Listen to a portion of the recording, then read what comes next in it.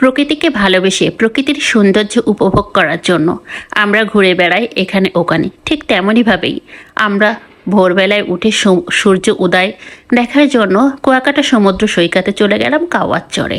Hi everyone, আসসালামু আলাইকুম। কে কেমন আছেন, কোথা থেকে দেখছেন? ভিডিওটা যদি ভালো লাগে অবশ্যই লাইক কমেন্ট করতে ভুলবেন না। তো রীতিমতো আমরা ভ্যানে উঠে রওনা দিয়েছি, কিন্তু রাস্তাগুলো খুবই খারাপ। মাটির রাস্তা, এখান থেকে অনেক উঁচু। এই রাস্তাটা যে এত খারাপ কি আর বলবো। এই রাস্তাতে কোনো বৃদ্ধ বা বয়স্ক মানুষ, প্রেগনেন্ট মহিলাকে নিয়ে গেলে তো সে ডেলিভারি করে ফেলবে, এতটা এগ্রোভোটো দেখতেই পারছেন। মানে জুলাই বিপ্লবের কারণে সব বন্ধ হয়ে গেছে, যার কারণে এটা হচ্ছে বাদ শহরের একটা বাদ, যে সমুদ্রকে ঘিরে যে উঁচা রাস্তাটা সেটা এমনভাবেই আছে। তো আমরা প্রায় চলে এসেছি।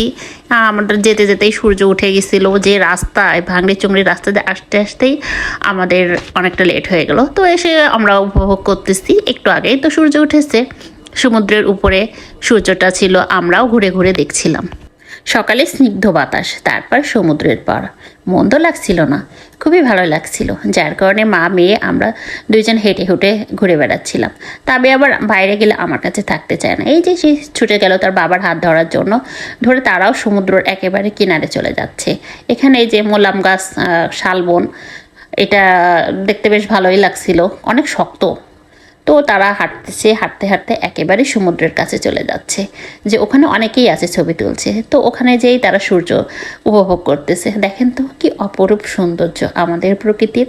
এগুলো যদি আমরা এমন জায়গায় না যাই, মাঝে মাঝে ঘুরতে তো যেতেই হয়, না গেলে এই সৌন্দর্য কিন্তু উপভোগ করা যাবে না। কি বলেন আপনারা? তাবিয়া তো ঘুরে বেড়াতে অনেক ভালোবাসে। ঘুরতে ঘুরতে সে পায়ে কাদা লাগিয়ে ফেলছে, হাতে শামুক তুলে হাতে লাগাই ফেলছে বালু। তো তার বাবা আবার ওখানে গাছের গোড়ায় পানি জমে আছে, সমুদ্রের পানি, সেখান থেকে ওর হাতটা ধুয়ে নিয়ে আসলো, নিয়ে আবার চললো তারা। তাদেরই তো ঘোরাঘুরির মজা। বাবার হাত ধরে হাঁটতে তাবিয়ার খুবই ভালো লাগে। সে যেখানেই যায় মাকে আর পাত্তা দেয় না। তার বাবা হলে আর জন্য কিছু লাগে না, খাওয়া দাওয়া সব কিছুতেই তার বাবাকেই লাগবে। আমিও চড়ে ঘুরে বেড়াচ্ছিলাম, হেঁটে বেড়াচ্ছিলাম। তারা তাদের মতো, আমি আমার মতো। হাঁটতে হাঁটতে আমিও একেবারে সমুদ্রের পানি ছুঁয়ে আসলাম। দেখেন তো কি অপরূপ সৌন্দর্য লাগছিল। সকালে সৌন্দর্যটা আসলে অনেক সুন্দর, অপরূপ। আর দেখেন পাশটা তো এখানে যে ম্যানগ্রোভ বন, কেওড়া গাছ বললো যেন, কেওড়া গাছগুলো অনেক সুন্দর লাগছিল। আর বন্যার কারণে গাছগুলো অনেকটাই নষ্ট হয়ে গেছে, যার কারণে সব ভেঙে ঠেঙে আছে। তো আমিও হেঁটে হেঁটে দেখছিলাম, অপরূপ সৌন্দর্য উপভোগ করছিলাম।